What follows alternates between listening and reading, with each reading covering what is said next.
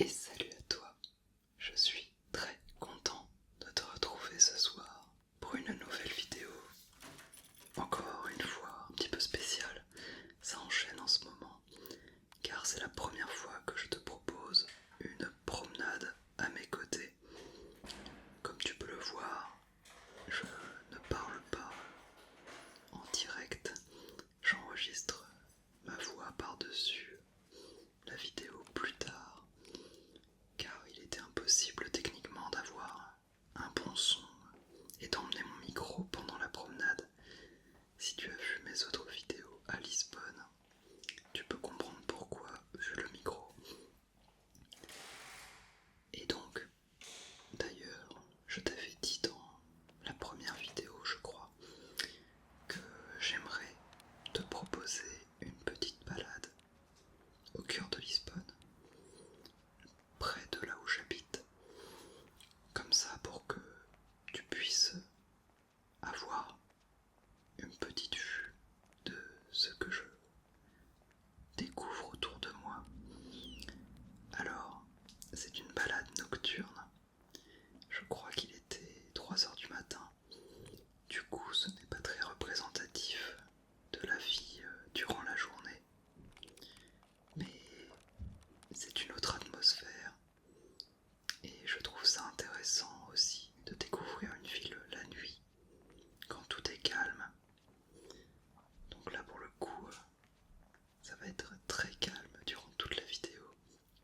Il ne va pas y avoir grand monde. Je vais te laisser normalement un petit peu les sons du tournage, voilà, pour avoir une petite atmosphère, mais sans que ce soit trop fort vu qu'il y a quand même quelques voitures. Donc là on est parti. Je vais essayer de te présenter un petit peu les endroits où je vais passer, mais globalement il n'y a pas grand chose de particulier dans cette promenade. Il va y avoir 2-3 endroits un petit peu spécifiques d'ici quelques minutes, mais sinon c'est juste une petite balade dans les rues de Lisbonne, dans le quartier où je suis.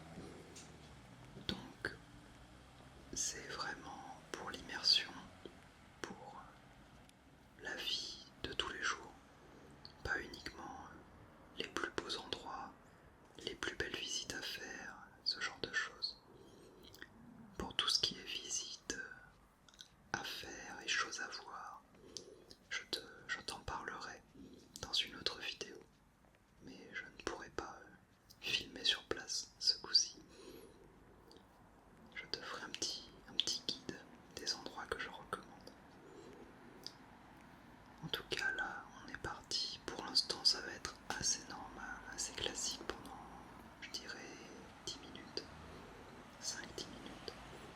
Évidemment j'essayais de ne pas marcher trop vite, car comme tu peux déjà le voir, la caméra tremble un petit peu. J'ai essayé de réduire l'effet au maximum, de stabiliser un petit peu ma marche, mais ce n'était pas évident et du coup c'est encore un petit peu instable. J'espère que ça ne te dérangera pas trop. C'est vraiment pour profiter de l'atmosphère. Et là encore pour l'instant ça va. Je crois qu'il y a 2-3 moments plus tard, la caméra va légèrement partir un petit peu n'importe où. Donc là on voit quelques bâtiments autour, une assez grande rue. Là pour moi c'était extrêmement plaisant, car il n'y avait vraiment quasiment personne. Je crois que sur toute ma promenade, qui a duré du coup 30 minutes je crois bien, 35 même, j'ai dû croiser une dizaine de personnes, dont la moitié étaient des agents de sécurité. Alors normalement tu ne verras personne sur la vidéo car je ne voulais pas enregistrer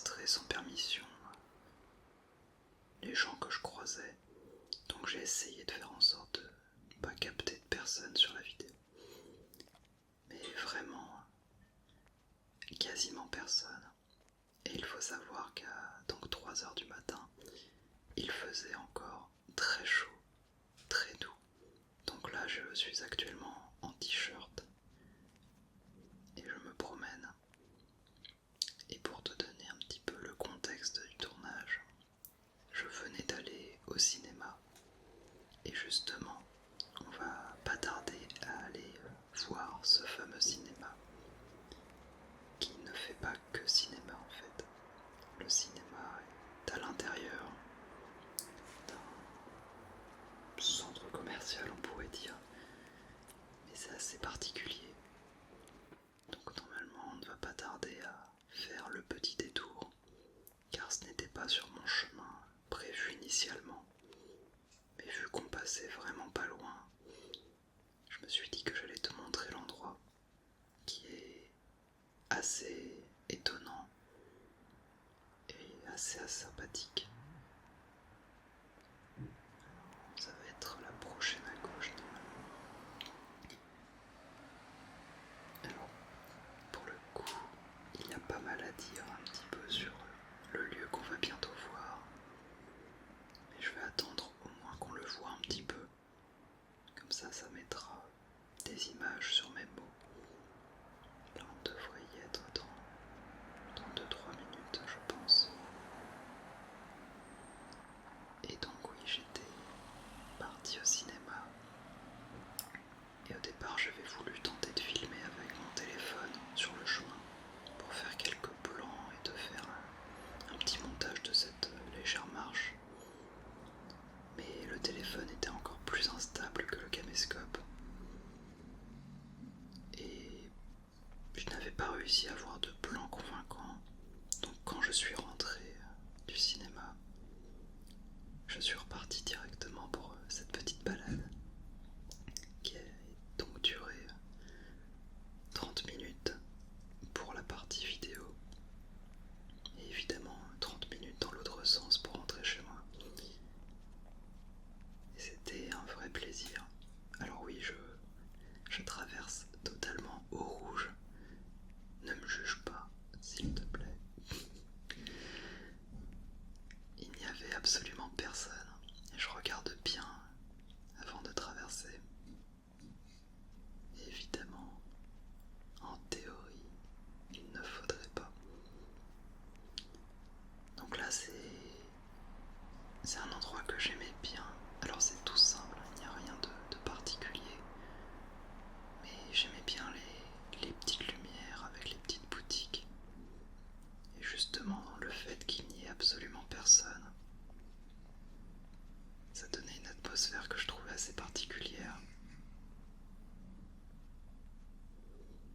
Alors tu vas peut-être te dire que c'est extrêmement jaune-orangé comme atmosphère, mais c'est en grande partie dû à mes effets vidéo. De base, évidemment, comme il était tout de même assez tard, eh bien, la vidéo, la capture était assez sombre et un peu terne. Donc j'ai rajouté quelques retouches, histoire que ça soit tout de même plus agréable à suivre visuellement.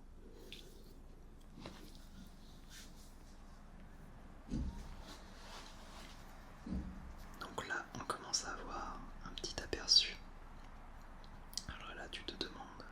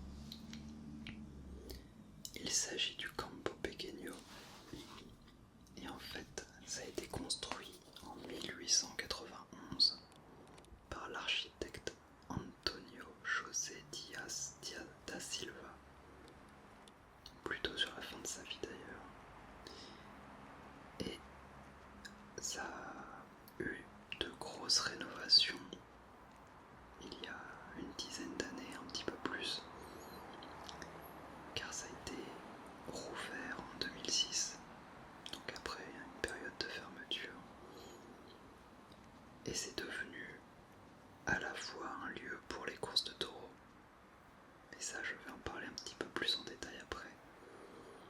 Donc tout ce qui est corrida, mais désormais c'est aussi un immense centre commercial qui contient aussi une salle de spectacle de 10 000 places assises. Donc 10 000 places assises, c'est déjà une assez belle salle. Et ça contient donc une galerie commerciale avec 60 boutiques, des bars, des cafés, des restaurants. Et donc le cinéma qui contient tout de même 8 salles. Et en dessous un parking de 1250 places, mais bon, ça c'est une information un petit peu moins importante. Et en fait, je voulais juste parler un petit peu plus du côté corrida, car là on a de toute façon quelques minutes de marche avant d'arriver au prochain arrêt, prochain petit bâtiment sur lequel on va s'arrêter.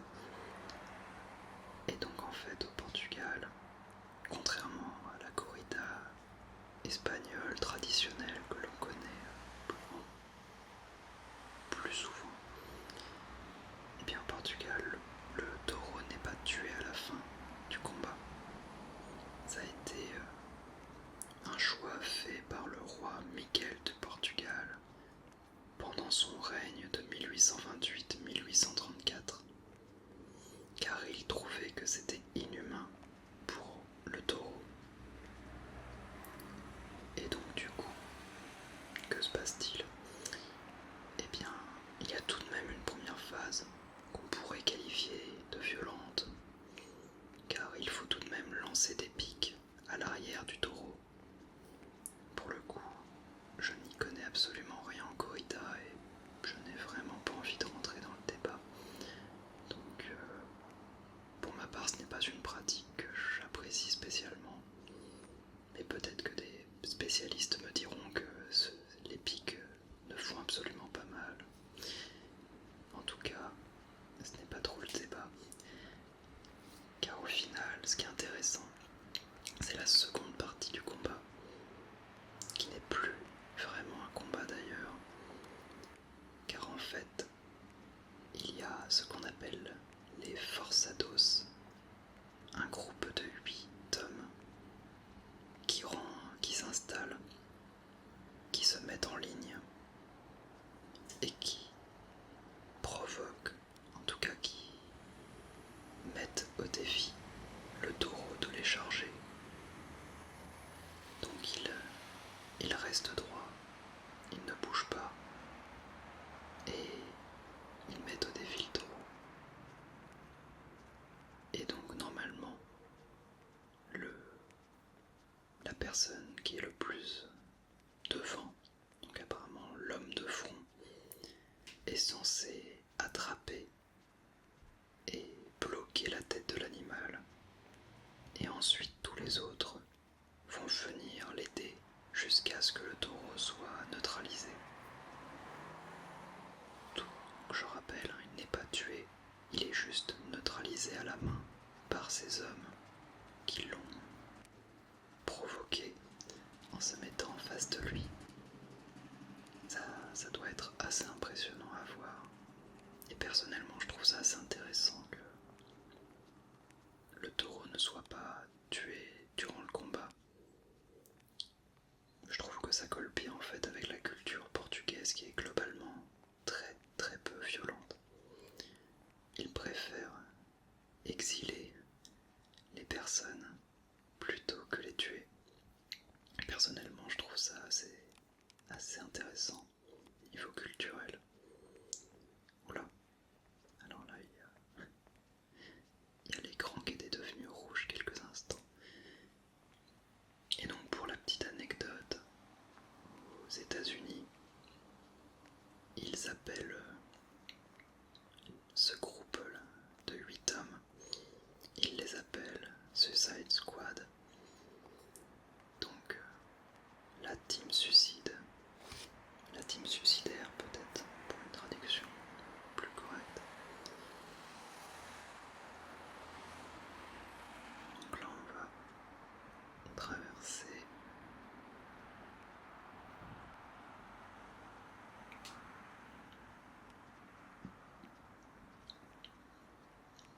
Et là par contre, je ne vais pas être en mesure de te dire grand chose sur ce bâtiment. On va s'arrêter tout de même. Tiens, envoie mon nom. Car il y a globalement assez peu d'informations en français sur Wikipédia, vu qu'il n'y a pas de page Wikipédia en français. Et je t'avoue que mon portugais est encore beaucoup trop inexistant pour que je puisse te faire une traduction honorable de ce qui est dit. Mais pour faire simple, c'est une assez vieille église, plutôt récente, on va dire, par rapport à ce qu'on peut connaître des églises, vu que, si je ne me trompe pas, elle a été construite au début du XXe siècle, donc ça a seulement une centaine d'années. Donc c'est vrai que ça reste vieux, mais pour une église, pas tant que ça. Et c'est vrai qu'elle était assez intéressante, je sais pas si tu as pu le voir, et c'est vrai que de nuit je pense que c'est moins flagrant. Mais en fait de journée elle est très blanche, très épurée, et elle a un côté extrêmement moderne. Personnellement je trouve un peu aseptisé. C'est assez étonnant d'ailleurs, car de ma part, car je ne suis pas du tout croyant. Je ne l'ai jamais été. Mais par contre, j'ai toujours adoré visiter les églises, les cathédrales. En général, je suis assez subjugué par les endroits. Et du coup, dès que je vais en visite quelque part, je prends le temps souvent d'aller voir l'église, de faire un petit tour. Même pour les petites églises. J'aime bien aussi lire dans les églises au calme, au frais. Durant l'été, je trouve ça très agréable. Et là, par contre, j'ai été faire un tour dans celle-ci rapidement. Et j'ai trouvé ça vraiment très étrange comme atmosphère. Je trouvais ça un peu trop neutre. Je trouvais que ça manquait de personnalité. Car du coup, il y a ce côté vraiment très blanc des murs, très épuré, contrairement aux églises où on a en général de la roche, un côté un peu granuleux, des imperfections. Là, c'était vraiment presque un bâtiment administratif. Et il y avait un ou deux vitraux qui avaient de l'allure, mais globalement, je trouvais que ça manquait pas mal de couleurs et d'éléments décoratifs. Alors, pour autant, je trouve ça assez intéressant, car du coup, ce côté épuré pourrait au contraire coller davantage au message. Alors comment dire ça? Je trouve que ça colle davantage au message pour quelqu'un qui voudrait se rapprocher de son Dieu, d'avoir le moins d'ornements, d'éléments qui pourraient interférer. Je trouve ça cohérent d'un côté, que le lieu soit très neutre, pour que ce soit la pensée qui s'exprime le plus. Je ne sais pas si c'était l'objectif, mais en tout cas c'est éventuellement ce que je me disais. Et là, on va changer de sujet, car on arrive au troisième endroit que je voulais te montrer. Il y en aura 4 en tout. Malheureusement, on ne verra pas très bien les 2 derniers. Alors, on y est presque, mais il va falloir marcher encore un petit peu ensuite pour rentrer.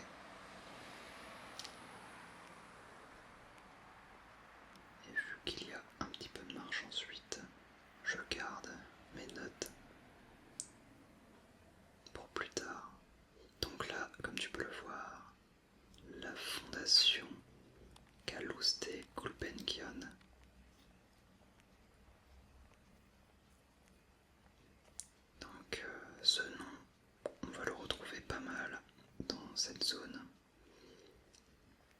car en fait, Calouste Gulbenkian, qui est né en 1869 à Scutari, je t'avoue que je ne sais pas où c'est, c'était un homme d'affaires apparemment très important qui fit fortune dans le domaine des industries pétrolières.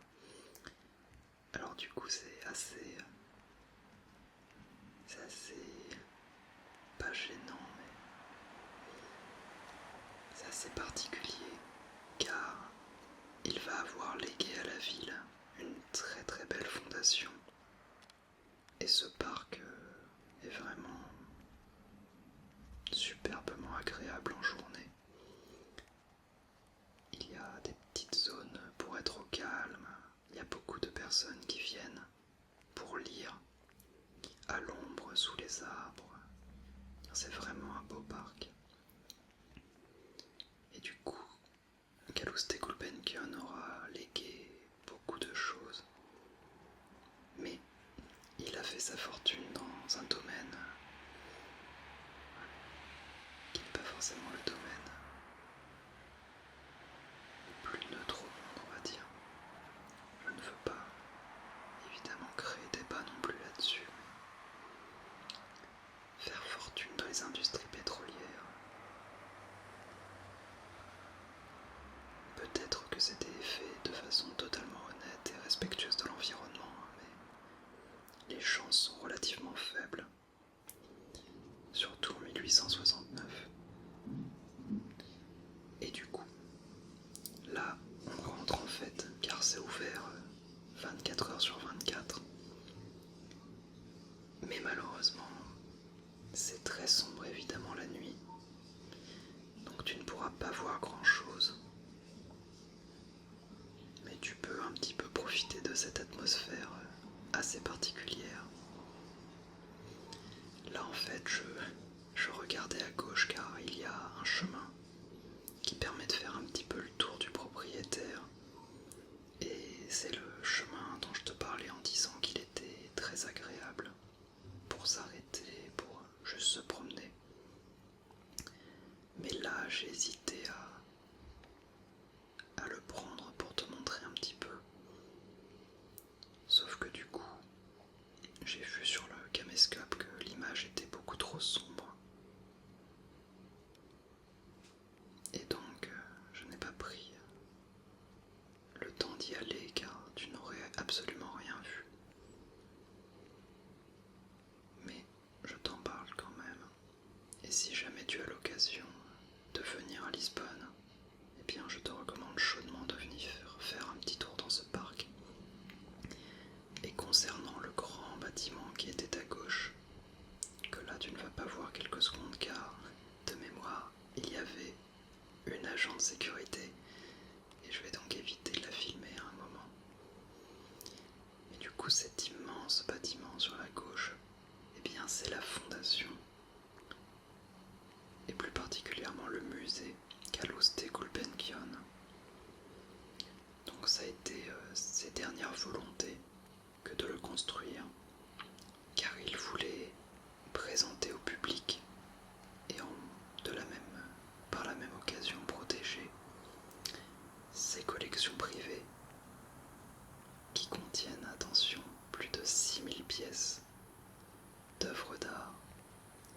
Plus de 6000 pièces d'œuvres d'art. Je trouve ça assez bluffant. Et il y en a donc en plus de 1000 qui font partie de l'exposition permanente. Et je suppose que pour les autres, certaines ne sont pas visibles pour le public ou font partie d'expositions temporaires. Et donc cet homme était un collectionneur d'une sensibilité et d'une connaissance exceptionnelles. Et il vécut les 13 dernières années de sa vie à Lisbonne, où il décéda en 1955. Donc du coup, assez tard d'ailleurs, vu qu'il est né en 1869. Il a vécu 86 ans. Pas mal. Et donc il a passé près de 40 ans à rassembler ces 4000 œuvres d'art et il voulait à tout prix qu'elles soient conservées et présentées. Et donc il en a profité pour le placer au centre de l'un des plus beaux parcs de Lisbonne, qui est donc le parc dont je te parlais, qui vraiment englobe le bâtiment. Et le musée fut inauguré en 1969. Et alors, là encore une fois, c'est un agent de sécurité. Il y en a beaucoup autour du parc. Je crois que j'en ai vu au final 3-4. Alors là, c'est pas que je tente de fuir son regard ou de me cacher. C'est juste que je voulais vraiment pas le filmer sans sa permission. Normalement, je fais pareil pour toutes les personnes que je croise, sauf le mec à droite, évidemment. Mais, par exemple, depuis le début de la vidéo, je crois qu'il y a 5-6 personnes que tu n'as pas vues, car j'ai pris soin de ne pas les filmer. Mais ouais, j'étais assez surpris, car au final, j'ai croisé autant, environ, d'agents de sécurité que de personnes en civil pendant cette petite balade. Alors du coup, je me demande si c'est parce qu'il y a justement autant de surveillance que le pays est calme, ou est-ce que c'est juste calme naturellement et du coup cette surveillance est un peu inutile. Ça, je ne sais pas. Je ne connais pas du tout suffisamment le pays. Et je suppose que même des spécialistes débattraient longtemps la question. Mais c'est assez intéressant car il y a vraiment des agents de sécurité un peu partout à Lisbonne. Souvent des gardes qui patrouillent ou qui sont à un poste. Par exemple, juste à côté de chez moi, il y a un bâtiment qui a l'air protégé 24 heures sur 24 par un garde. Mais pourtant ça a l'air d'être un immeuble tout à fait classique. Et ce n'est pas le seul pour lequel j'ai vu ce genre de sécurité. Donc ça a l'air assez courant d'avoir un garde à longueur de journée. Donc là on va traverser un petit peu comme des sauvages. Et on va aller se diriger vers le dernier point de la visite, qui malheureusement sera lui aussi assez sombre, alors qu'en journée c'est un très bel endroit. Mais du coup, en journée c'est aussi très fréquenté. Donc pour filmer ce n'est pas pratique. À la limite, j'essaierai peut-être de repasser à certains endroits en journée et de mettre ça sur Instagram ou Snapchat, si jamais j'y pense. Mais du coup, n'hésite vraiment pas à me suivre sur mes réseaux. Comme ça permet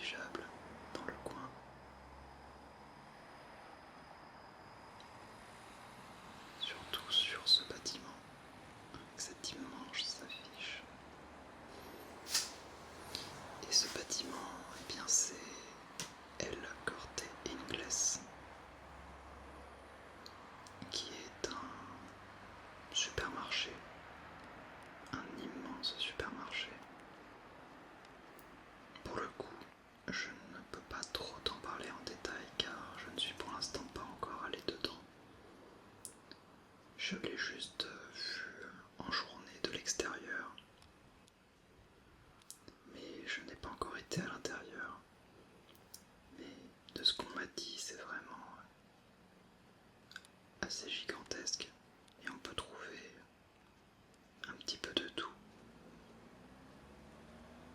Avec le traditionnel Starbucks sur la gauche.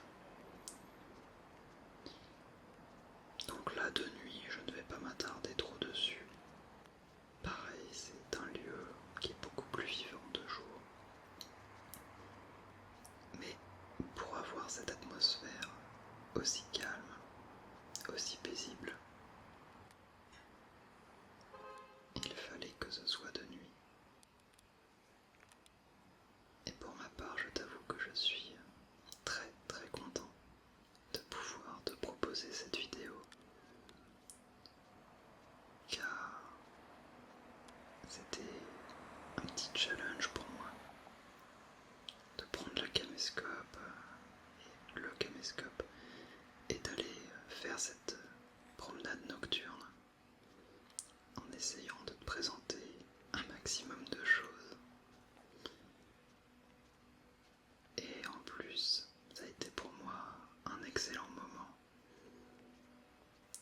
que de me promener de nuit dans ce calme total, avec la chaleur juste douce.